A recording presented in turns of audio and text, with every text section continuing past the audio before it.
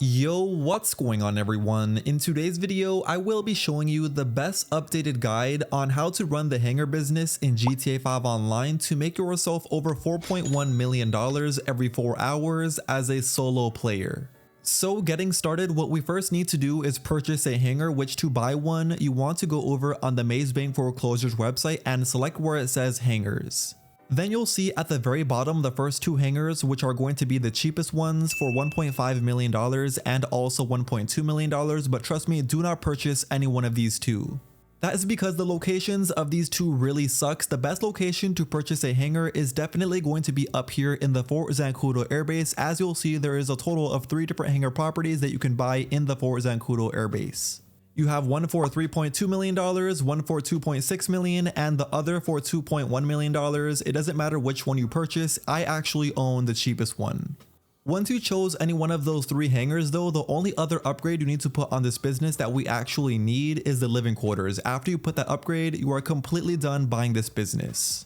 So making money with this business is very easy. All we are doing is going over to source crates around the map and then delivering them back over to the business to then sell later on.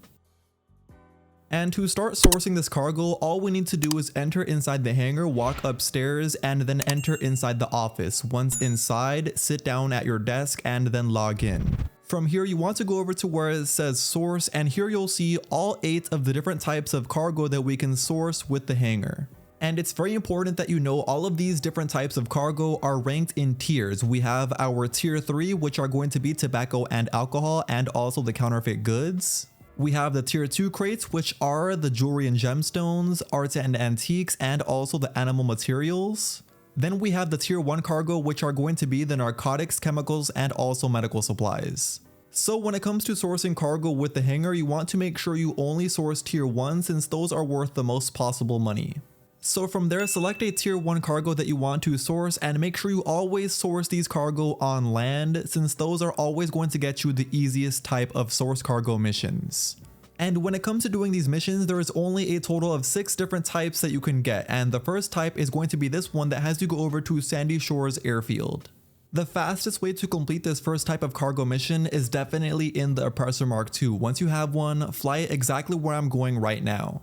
Then eventually, after flying out a pretty good distance, you'll see a crash site that you have to go over to, which the crash site is always very easy to spot because there is always a helicopter right above where the crash site is located. So once over there, what I recommend doing is going somewhat high up in the air. That way you can look at the entire crash site from above, and what we are looking for is a shiny object.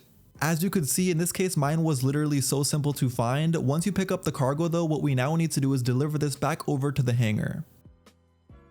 And boom, just like that, once back inside the hangar, we are now completely done doing that first type of cargo mission that you could get. Now, once you are done doing one of the cargo missions, you'll of course want to source another cargo right away. But you'll notice once you go over to the computer inside the hangar and try to source another one of those same cargo that we just did, there will be a 3-minute cooldown timer, which does really suck. But don't worry, there is a trick to bypass this, and to bypass this, what we first want to do is open up the interaction menu, go over to where it says preferences, and make sure your spawn location is set to the hangar.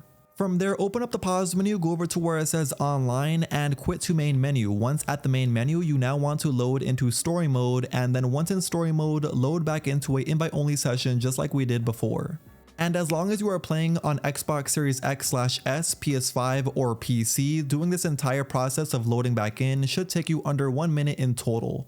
I'm pretty sure for me it was like exactly 1 minute it took me to load back in, but once you load back in and sign back into the computer, you'll see there is no longer a 3-minute cooldown timer, and we can once again source another narcotics cargo on land once again without waiting that 3-minute cooldown timer.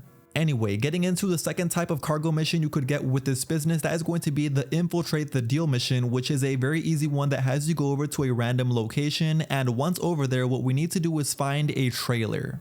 It's always going to be this exact same trailer. Of course, like I said, the location could be a different one from mine, but once you spot the trailer, all we now need to do is explode it with either a RPG or also missiles that are on your vehicle like the Oppressor Mark II. Once you blew up the trailer though, you'll now see the cargo on the ground, so from there all we need to do is simply go up to the cargo and pick it up. Once you picked up the cargo, we now need to deliver this back over to the hangar, and then we are completely done. What I like doing after I complete one of these missions is I wait a few seconds inside the hangar, then after I do that trick to completely bypass the cooldown timer. Okay, but getting into the third and final type of source cargo mission you could get with the hangar, this one is called La Mesa. Like it says, it has you go over to one of two different locations at La Mesa, and once over there, what you need to do is locate a generator somewhere around the area and then explode it with a missile. After you blew up the generator, the lockup should then open, and after it opens, you want to enter inside, and here will be the cargo. So simply pick up the cargo, and once you picked it up, we now need to deliver this back over to the hangar, and then we are completely done. You could also get another one that has you go over to Richmond, and it's the exact same process. Once over at Richmond, you want to locate the generator, explode it, and then the door should open. Once it opens, enter inside, and then collect the cargo to then deliver back over to the hangar. And like I said before, after you complete one of these missions, you always want to be doing that trick to completely bypass the cooldown timer after you waited a few seconds after completing the mission. As I said earlier, there is a total of 6 different source cargo missions with this business, but I only went over 3, and that is because for the other 3 source cargo missions, I wouldn't even recommend doing them. For example, if you ever get the one that says El Bureau Heist, this is one of the ones that you definitely do not want to do, and if you ever get it, what you want to do is open up the pause menu, go over to where it says online, and load into a new invite only session. Then once inside the session, you could simply source another one of those same cargo, and you won't have a cooldown timer, which is the best part. But the other 2 missions that you definitely want to skip is the one that has you go over to Alamo Sea. Definitely skip that one, and also the other one that says go to Paleto Bay. If you ever get that one, definitely skip it as well. Alright, but now that I showed you how to complete all of the source cargo missions inside the hangar, now what you want to do is fill up any one of those tier 1 cargo all the way up to 50 crates. And I know that will be a bit of a process. On average, it takes me around 3 to 5 minutes to complete just one single cargo mission. So in total, to fill up my entire hangar, it takes around 3 to 4 hours on average.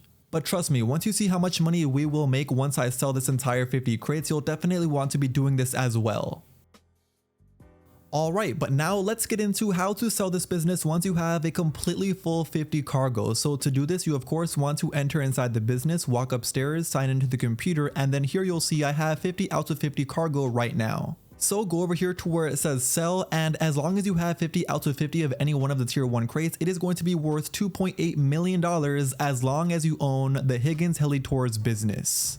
Yes, that's right, because on the other hand, if you don't own the Higgins HELITOURS business, that will be worth only $2.5 million instead, because by owning the Higgins HELITOURS business actually gives your hangar a 10% money bonus on top. But it's only a $300,000 difference, so nothing really too crazy. Anyway, once you're ready to sell, click where it says sell for $2.8 million, click where it says OK, and then always do your sell missions on land, just like we did for our source cargo missions. From there though, you'll be put inside of the sell mission, which there's really only 3 different types that you can get. 2 different ones that have you drop off to 5 different drop-offs, and one that has you only go over to 1 drop-off. In this case, I got the annoying one that has you go over to 5 different drop-offs, but honestly, this one is still not really that hard. Anyway, when it comes to doing these sell missions, you could do it 2 different ways: in a invite only session and walk away with that $2.8 million just like that, or you could also do it in a public session and walk away with, get this, $4.1 million instead, as long as there are over 20 people inside of that session. And you guessed it, that's exactly what I'm doing right now. I honestly always recommend that you sell the hangar cargo in a public session with over 20 people in it, because that $1.3 million bonus on top is honestly just so worth it. And there's really only one downside when it comes to doing this, and that is going to be all of the other people in the session that could possibly come after you and grief your cargo, or possibly even explode your cargo. But just speaking from my experience, I've personally never gone through that, and what I recommend doing to never really go through those type of situations is by taking advantage of the 2 different options that you have, which are going to be going ghost organization on your CEO, or you could also go off radar from Lester. Which, if you were to use both of those, that's going to give you around 5 minutes off the radar, which is actually a pretty good amount of time to deliver all of the cargo that we have.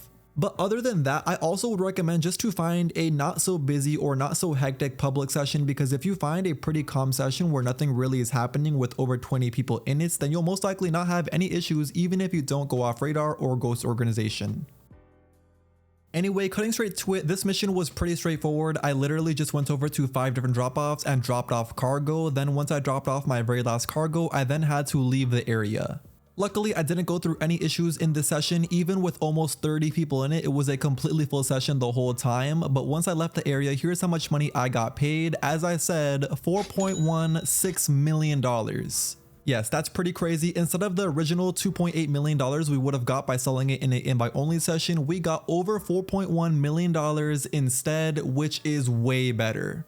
And yeah, that's pretty much how simple these sell missions are. The only thing that could happen to you during these is, of course, somebody blows you up in a public session, but if you are in an invite only session, you don't even have to worry about that. Anyway though, that's going to be the end of today's video. You officially know the best way to be running the hangar business in GTA 5 Online in 2025 to make yourself over $4.1 million every 4 hours, literally whenever you want to in the game. The only downside is you will need to put a bit of grinding if you want to make this money, but honestly, I think it's still worth it. Anyway, if you went on to enjoy the video and you still haven't already, please do me a favor by going down below and dropping a like on the video.